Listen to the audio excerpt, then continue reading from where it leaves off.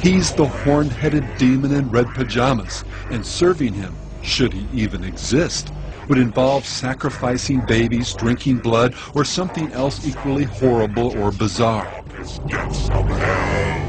In reality, though, following Satan is far more mundane and universal than most people realize or would care to admit.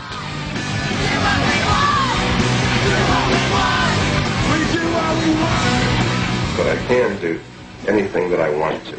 I can pursue any kind of lustful desires that I might feel.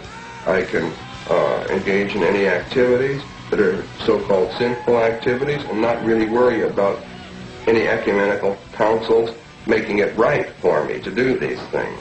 Living for, as I've said, all of the earthly and carnal pleasures. The satanic world is a world reborn in purity, a world where the instinct and the intellect will be complementary to one another rather than being at odds with one another. It will be a world in which we follow laws of nature instead of just the rules that man's made up to regulate his conduct. All right, we got one rule.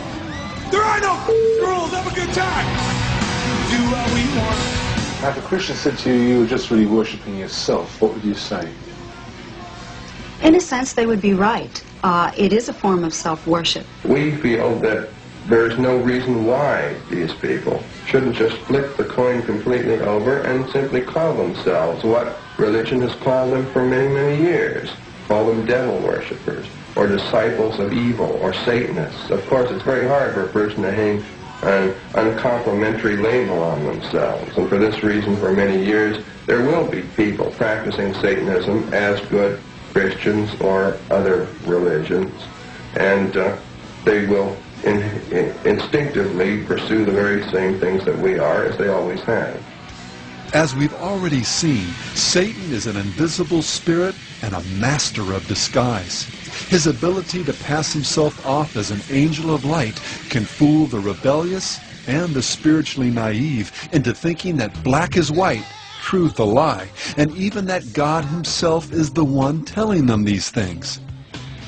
And as for following the devil, many that espouse an openly satanic worldview can tell you that it's nothing like the Hollywood caricature. And that's precisely what makes it so disturbing, as the occult magazine Gnosis acknowledged. If there's anything horrifying in its teachings, it's that these are the principles by which most people live most of the time, usually without admitting it even to themselves. And just what is this core principle by which most people live? Well, in a nutshell, do what you want.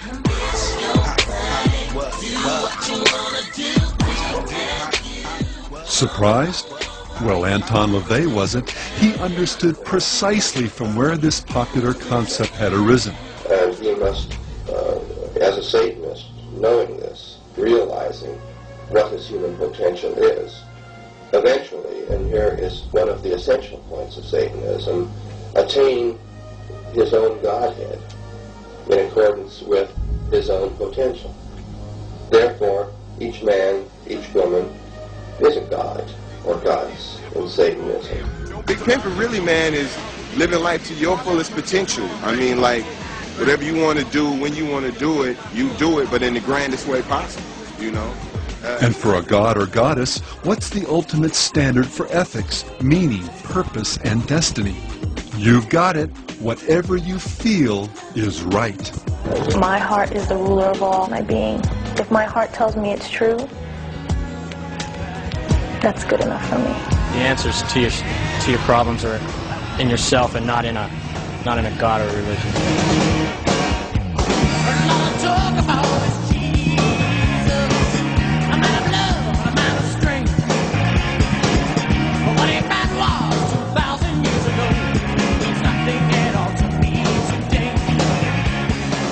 Marilyn Manson noted the universality of the satanic ethic when he observed, "The idea of Antichrist is an unspoken knowledge that every person has. It's just the acceptance of yourself as a powerful being who can make their own decisions. It's not someone with a 666 on their head."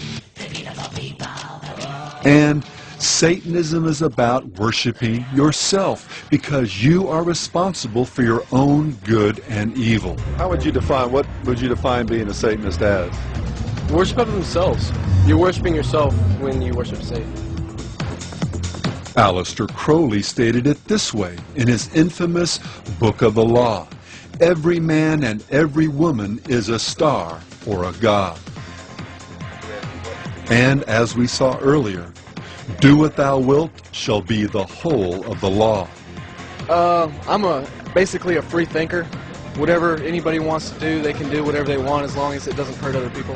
I live by myself, you know. I live by my own values and all that, morals. I set my own ways. How do you determine what those morals and values are?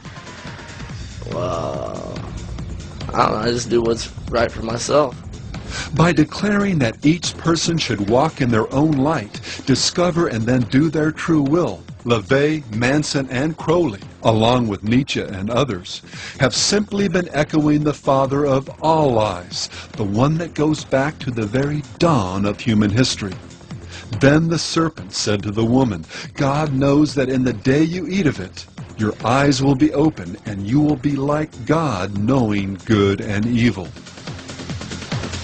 Satanism, then, in its essence, is simply each person looking through his or her own eyes for meaning and direction. As our own god or goddess, we're free to do as we will. Theologically, this worldview can be reduced to a single precept found in the 4th chapter of the Book of Satan. Say unto thine own heart, I am mine own Redeemer. Or, to put it in more common terms, the, quote, triumphant strains, end quote, of a song that LaVey and his disciples viewed as one of the most satanic of the 20th century. I did it my way. For what is a man? What has he done? He's not himself.